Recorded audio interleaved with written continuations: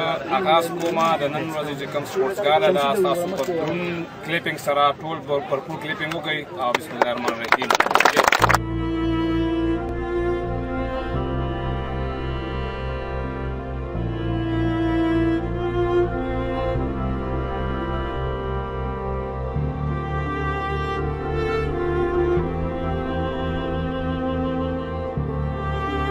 د اویسی ظاهر آباد چیرمین ضیاء الرحمن لطرفه په خان ټاؤن ظاهر آباد کې میرا کچوڑی سپورٹس گالا افتتاحی تقریب منعقد شو.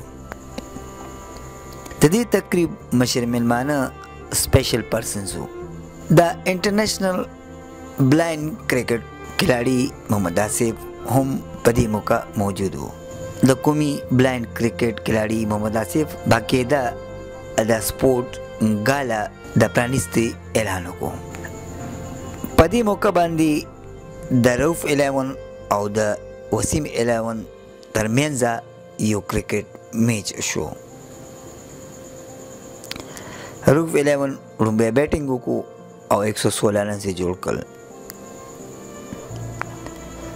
وسیم 11 په مقرره ورځ کې مطلوبه رنز جوړولو کې ناکام شول او دغه شانتي دا میچ روف 11 وګټلو. هغې نه بعد زموږ دا مخکې پروګرامونه کړي دي پوه شو. زموږ دا یو کوشش چې دا یوت چې کوم دی موږ د منشیاتو د آیسو نه بچ شو د یو ته هیلتي اکټیویټیز موږ ورته ورکو پوه شو. نو هغې باره کې موږ دا د خپل ویلج کونسل ظاهر آباد کې یو ټورنمنټ ارګنایز کړی دی چې په دې کې مختلف گیم کرکټ، فوټبال، رسکشي ده، رننګ دی، کریم بورډ دی، داسې مختلف نور اکټیویټیز دي چې دا گیمونه دي انشاءالله په دې کې موږ کوو. دا صرف صرف دې مقصد لپاره چې موږ یو امن راولو چې زموږ په علاقه کې امن شي، ورورولي شي، ملګرتیا شي او زیات تر دې نه زیات موږ دا خبره کوو چې دا یوت نن سبا د آیس نشي کې مبتلا شوی دی. زموږ وخت دا ده چې مطلب موږ دا عوام دا یوت چې کوم دی د ښه اکټیویټیز کې مبتلا کړو چې سبا دی نور فضول ټایم ورته میلاو شي. مختلف گیمونه نه سبا گیمونه د شپه ورته ناسي د هغې خلاف مطلب وکړو. دا یو میسج دی انشاءالله دا به تر چې څو پورې ما سره اختیار وي انشاءالله به رسوو. دا نن مو د انشاءالله اوپننګ سرمني ده او دا به بل اتوار ته 23 اکتوبر پورې به انشاءالله 10 ورځې دی دا مختلف گیمونه به کېږي انشاءالله. او دا یو ښه پازیټیو ساین دی زموږ د علاقې دپاره. د ضیاء الرحمن صاحب او چیرمین صاحب ډېره شکریه ادا کوو چې هغه په داسې وخت کې په داسې معاملات کې چې کوم دی هغه داسې سپورټس ګالا منعقد کړه دلته کې او دا زموږ د ماشومانو زموږ د نیو کلچر چې کوم دی د هغې دپاره یو پازیټیو ساین دی چې دلته کې سپورټس اکټیویټیز کېږي. زه اپریشیټ کوم چې داسې قسمه ځکه زموږ په علاقې کې د سپورټس ډېر زیات کمی دی او د سپورټس ډېرې فایدې دي. زه وایم چې دغه رنګ مواقع بار بار فراهم کېږي د نیو جنریشن ته. نو زموږ به انشاءالله زموږ به په د علاقې نه د ویسي نه چې کوم دی داسې پلیئرز اوچتېږي چې هغه به بیا د پاکستان نمایندګي کوي.